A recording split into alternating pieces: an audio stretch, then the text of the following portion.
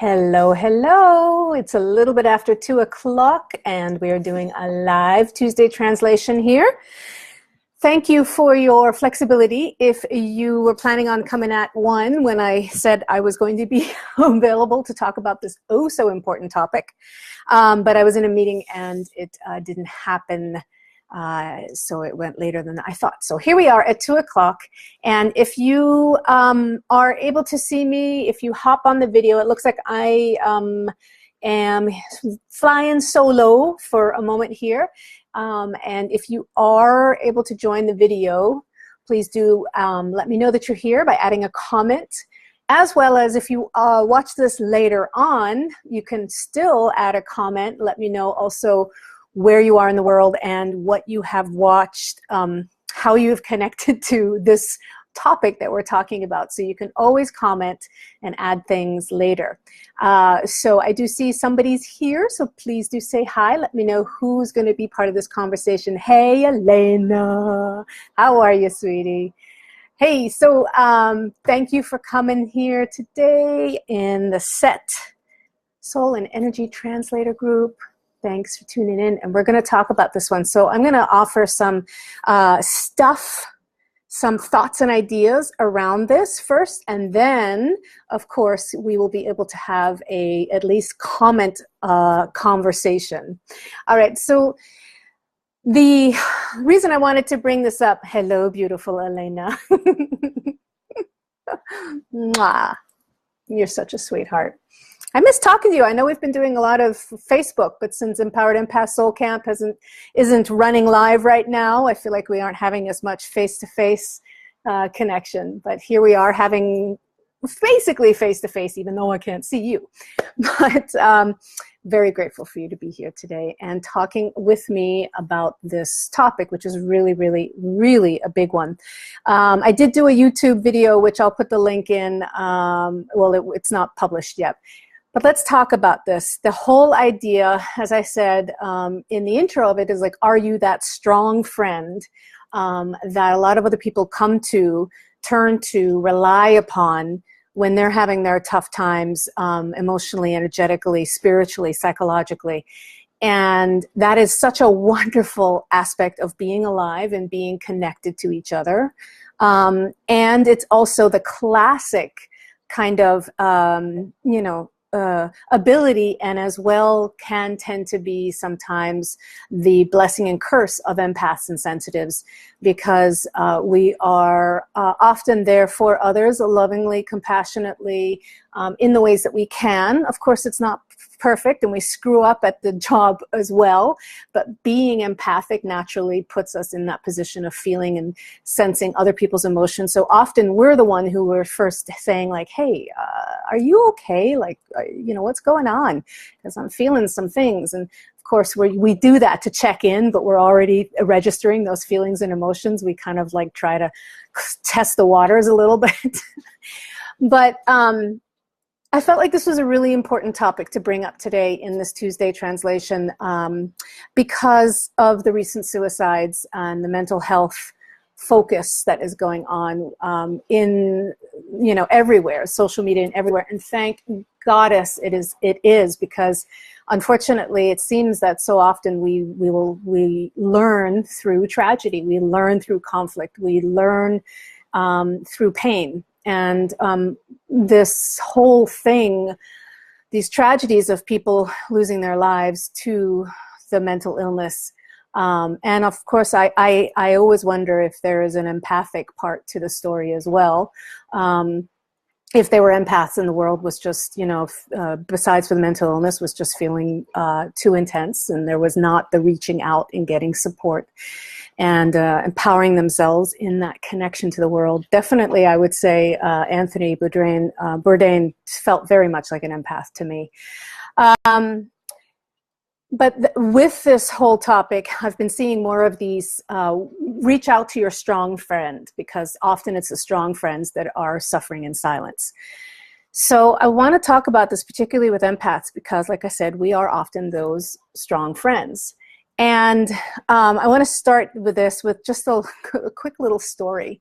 At my meeting that I was at before doing this live, we were talking about this whole thing of selfishness and people basically like what we were talking about was being able to say with pride and not getting into all the shame triggers or the selfish triggers, being able to say, I'm doing this for me.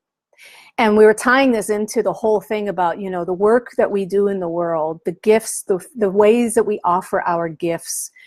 We may sometimes believe that we're doing it to help other people, and that is true also, but ultimately, a lot of the things that we are doing is because it's from our own journey and also because it is for our own development. So I feel this is really important because to talk about here, because naturally most empaths will just go into that like, no, I'm doing this for everybody else. It's like our default setting.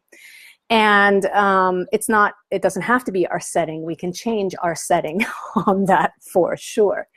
And so it's this interesting idea of like, wait, you know, I need to be able to do this and stand proud in saying that, whether it's a choice or a business or, you know, making a decision that's powerful or having a boundary. It's like, no, I'm actually doing this for me, and empowering that statement. Because so often, like the silent friend who is suffering, they're often looking to help everybody else, but then they may not be getting that exchange and that validation from others, because a lot of times people think they don't need to ask you because you're the strong one, you're the anchor, you're the rock.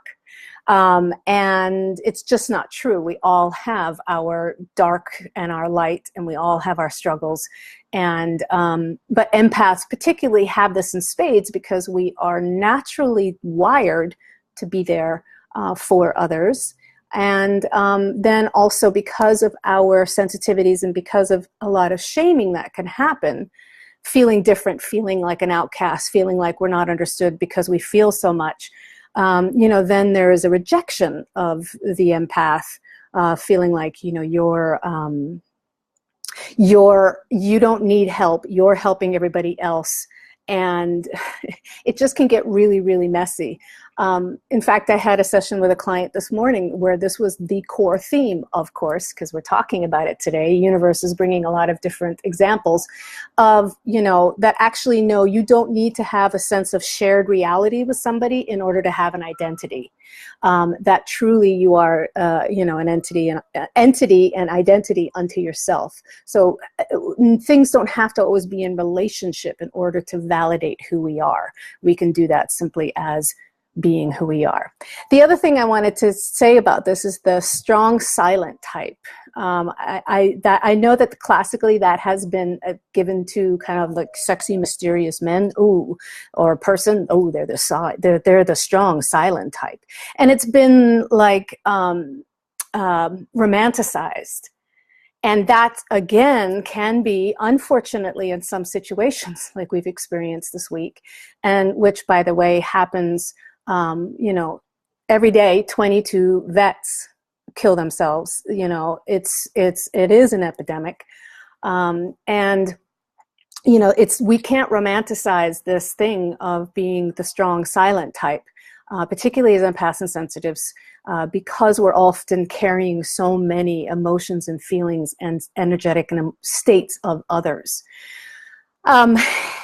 So, and then the last thing I wanted to say about this, and then we'll have a little conversation, because Elena, thank you, you're still here, is this idea about it's tough for us to put ourselves in a vulnerable state as empaths and sensitives, in the sense of asking for help and you know, admitting our vulnerabilities, because, and this is one reason I think this adds to the hesitation, is because we are generally in the business, shall we say, of tuning into and helping to hold space for and also normalize the vulnerability of others.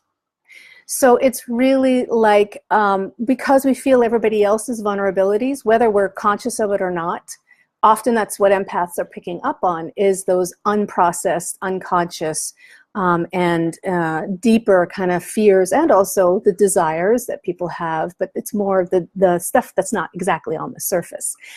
But because of this, we are often feeling other people's vulnerabilities. We don't necessarily want to put ourselves intentionally in a state where we're sharing our vulnerabilities.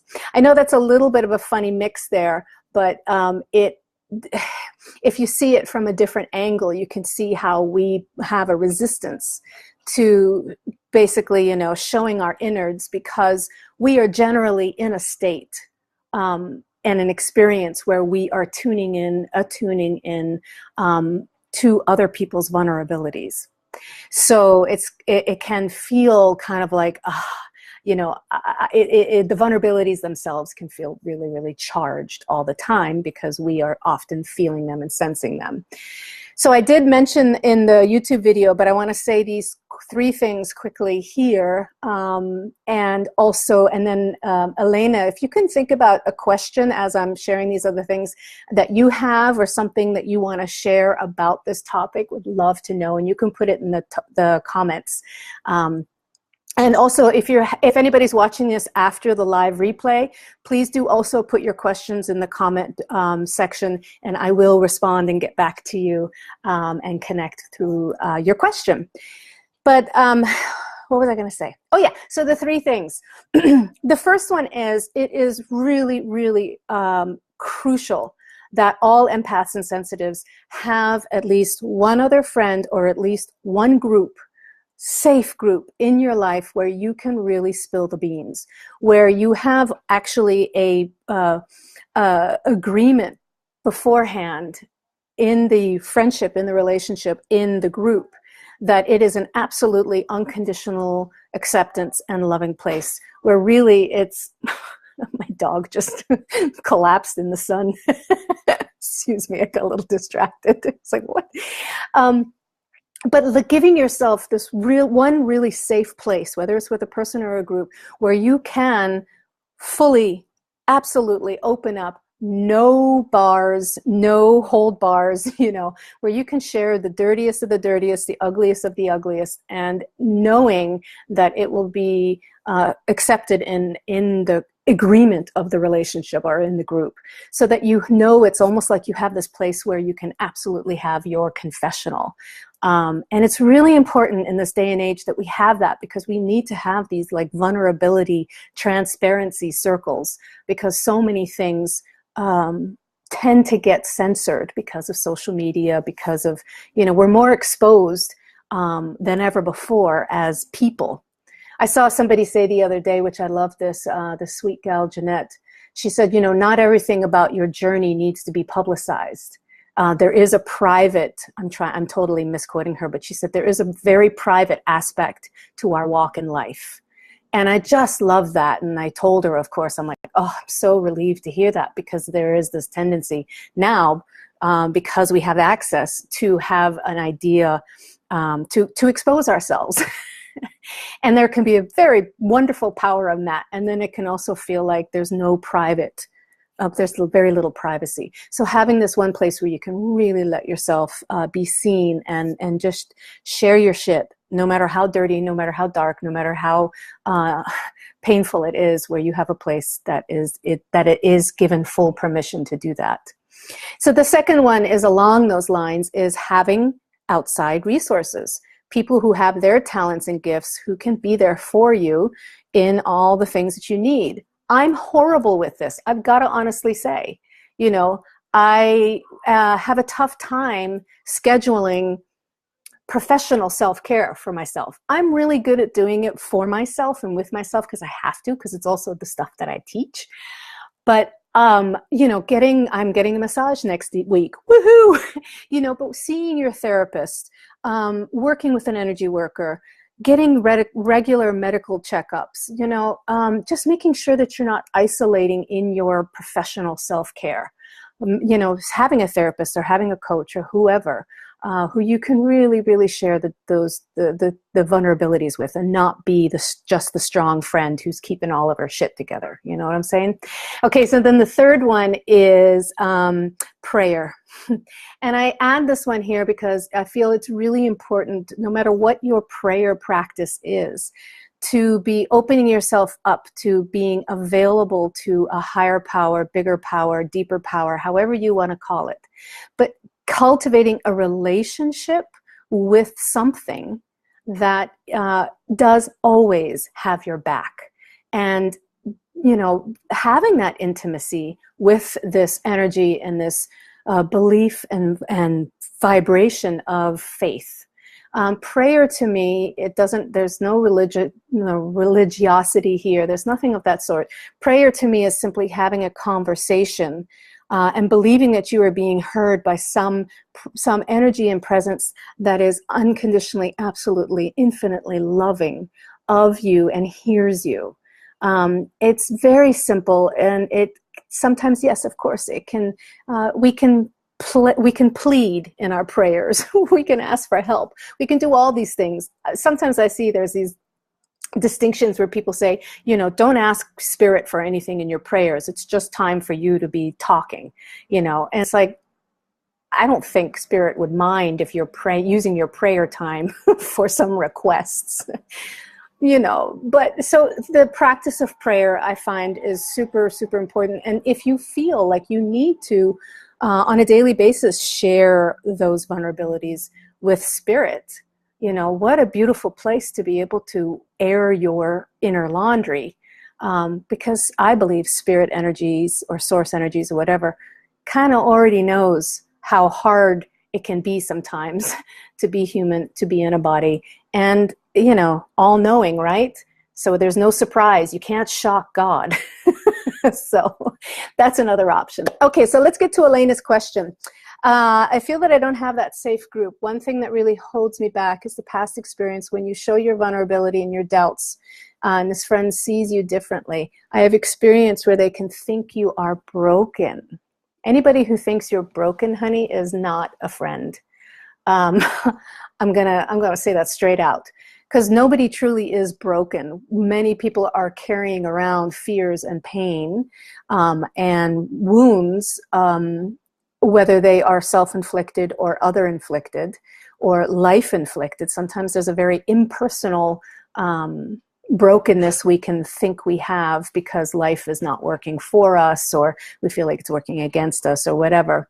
And for real, if anybody has that, you know, if they think that you're broken, then you need to find a new group for sure.